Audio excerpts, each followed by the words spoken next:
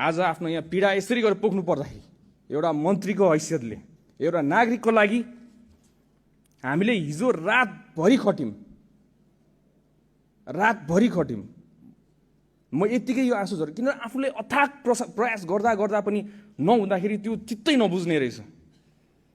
देशको कुन चाहिँ संयन्त्र चलायो, जुन संयन्त्र नेपाल प्रहरी, ट्राफिक प्रहरी जसरी पहिला नेताको मात्र रक्षा गर्नलाई आज हिजो राति तपाईँ हेर्नु होला, त्यहाँ रातभरि नेपाल प्रहरी, ट्राफिक प्रहरीहरू बाटोभरि उभिएर बसेका थियो। उहाँहरू VVIP सेक्युरिटी दिएर कसको लागि? गणेश नेपालीको सेफ ट्रान्सफर एयरपोर्टको लागि रातभरि सुतेका छैनन्। उहाँहरू पनि आफ्नो नागरिकको रक्षा गर्नको लागि। हामी पनि त्यहाँ गयौँ, त्यहाँ गएर सबै कुरा व्यवस्था गर्नका लागि सबै स्पेशलिस्टहरू बोलायौँ, सबैजना राख्यौँ। पैसाको तपाईँ टेन्सन नलिनु, सरकारले जति खर्च गर्नुपर्छ खर्च गर्छ, आफ्नो नागरिकलाई बचाउनको लागि गर्छ, किन नगर्ने? पहिला त्यही VIPलाई मात्र सेक्युरिटी दिन्छ भने आज नागरिकलाई सेक्युरिटी दिनको लागि हरेक बाटोको कुना काप्चामा बसेको थियो।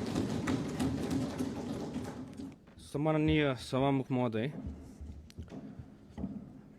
आज म यहाँ बोल्न आएको। म धेरै साथीभाइहरू देखेँ, मानिसज्यूहरू उठेर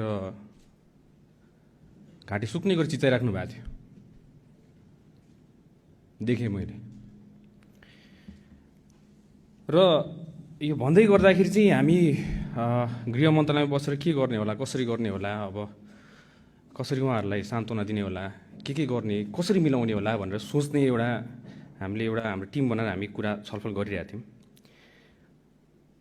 म यो सम्मानित सदनलाई सभामुख मार्फत सोध्न चाहन्छु, कतिजना हुनुहुन्थ्यो हिजो त्यो हस्पिटलमा? तपाईँहरू जतिजनालाई घाँटी चिचार गराउनु भइरहेछ यहाँ। घाँटी चिच्याएर कराएर हुँदैन यहाँ सदनमा मात्र। म जनताको सेवा गर्छु भनेर मुखले बोलेर हुँदैन, त्यो मुखले बोलेको 50औं वर्ष भइसक्यो। हामीले हातले गर्नुपर्छ, ठाउँमा गएर गर्नुपर्छ। आफ्नो जनताको सेवा ठाउँमा गएर गर्नुपर्छ, उहाँहरूको पीडाको ठाउँमा बुझेर गर्नुपर्छ। त्यसलाई तपाईँहरू स्टन्टबाजी भनेर भन्नुहुन्छ। मलाई इच्छा छैन यहाँ कसैको लागि स्टन्टबाजी गर्नलाई, आफ्नो देशको सेवा गर्न आएको। जानी नजानी अन्जानमा होस्, आफूले सक्ने नसक्ने हामीले गरेर हातमा पानी राखेर यसरी गर्दै बिस्तारै हिँड्दै हामी यहाँसम्म आएको। पोख्ला कि देश दुर्घटनामा जाला कि भनेर। त्यसलाई तपाईँले स्टन्टबाजी भनेर भन्नुहुन्छ। हामीलाई थाहा छ हाम्रो पीडा हामीले कसरी यो फेस पार गऱ्यौँ भनेर। हामीलाई मात्र थाहा छ त्यो पीडा। अब आज म यो सम्मानित सदनलाई सभामुख मार्फत सरकार कसरी सञ्चालन हुन्छ भनेर तपाईँलाई म सिकाउन चाहन्छु। हाम्रो 3 तहको सरकार हुन्छ। एउटा सङ्घीय सरकार भयो, एउटा प्रदेश सरकार भयो र एउटा स्थानीय सरकार भयो। जुन ठाउँमा घटना घट्यो त्यो ठाउँमा ट्राफिकले लगाएको होइन, ट्राफिकले व्हिल लक गरेको होइन। कुनै भिडियोमा छ ट्राफिकले लगाएको, त्यसमा व्हिल लक लगाएको छ, नगर प्रहरीले लगाएको छ। म विपक्ष दलका साथीहरूलाई, मान्छेहरूलाई सोध्न चाहन्छु, स्थानीय सरकार कसको छ अहिले? राष्ट्र स्वतन्त्र पार्टीको छ? यो प्रदेश सरकार कसको छ अहिले? राष्ट्र स्वतन्त्र पार्टीको छ? 2 तहको सरकार त तपाईँहरूसँग छ।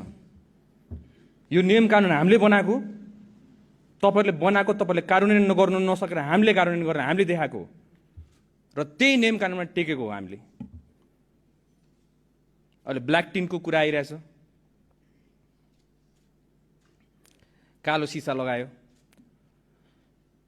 त्यो कालो सिसा बनाउने नियम हामीले कुरेका थियौँ, तपाईँहरूले कुर्नु भएको। त्यसलाई हामीले पालना मात्र गराएको। कति कुराहरू तपाईँहरूले जानेर अबुझ गर्नुभएको। किन म धेरै भयो मैले सहेको। अब यो सम्मानित सदनलाई एउटा रेस्पेक्टेड भ्यू पोइन्टबाट हेर्नुपर्छ। यसमा अलि आफूले बोल्दाखेरि एकदम मर्यादा राखेर बोल्नुपर्छ, तर घुटकन भइसक्यो।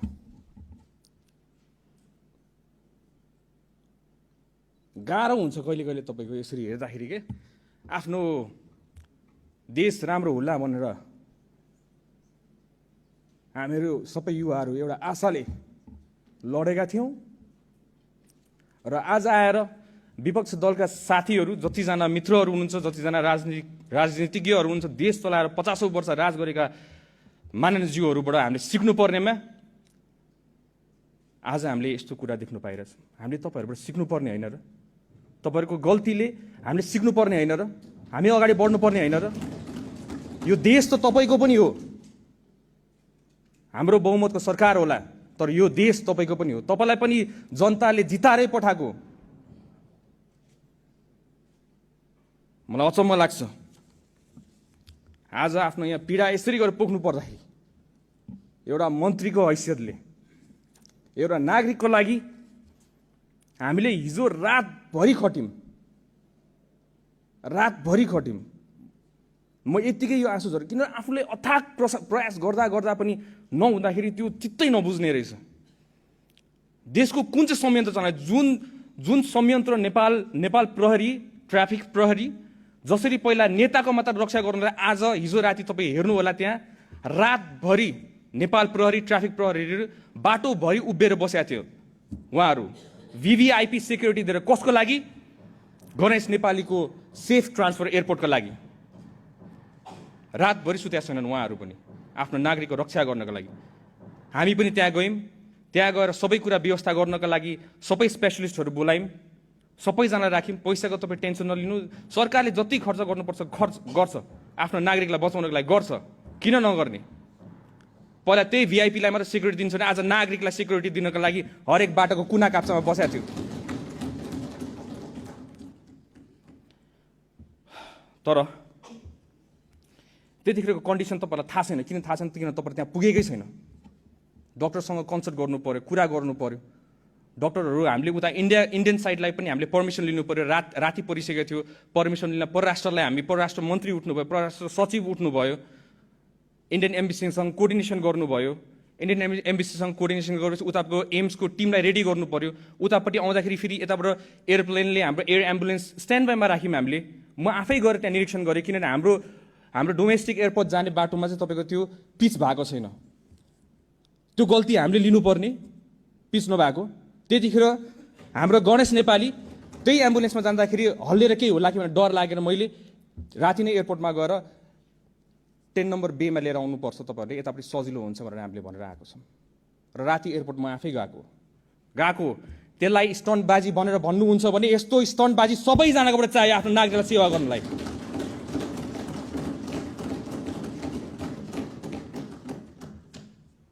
र पत्रकार मित्रहरूलाई पनि तपाईँले सोध्नु होला, जतिजना मान्छेले त्यसलाई स्टन्टबाजी भन्नुभयो, क्यामेरा लिएर हिँड्छ भनेर। क्यामेरासँग भाग्ने मान्छेहरू हामीहरू, क्यामेरा आएर बोलेको तपाईँले हतपत्त हामीलाई देख्नु हुँदैन। हामी फिल्डमा उत्रेर काम गर्ने मान्छेहरू, हामीलाई त्यति राम्रोसित बोल्नु आउँदैन होला, तर राम्रोसित काम चाहिँ गर्नु आउँछ, आफ्नो देशलाई जोगाउनु आउँछ। चाहे तपाईँ नै होस्, तपाईँको जिम्मेवारी पनि हाम्रै टाउकोमा छ।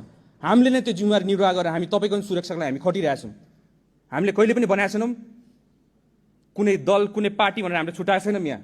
तर पहिला के हुन्थ्यो, हामी पहिला बस्दाखेरि एउटा नागरिक भएर हेर्दाखेरि के हुन्थ्यो, यताबाट एकजना उफ्रिनुहुन्थ्यो, उताबाट अर्कोजना उफ्रिनुहुन्थ्यो, दिनभरि त्यो ड्रामा हुन्थ्यो हाम्रोबाट यहाँ।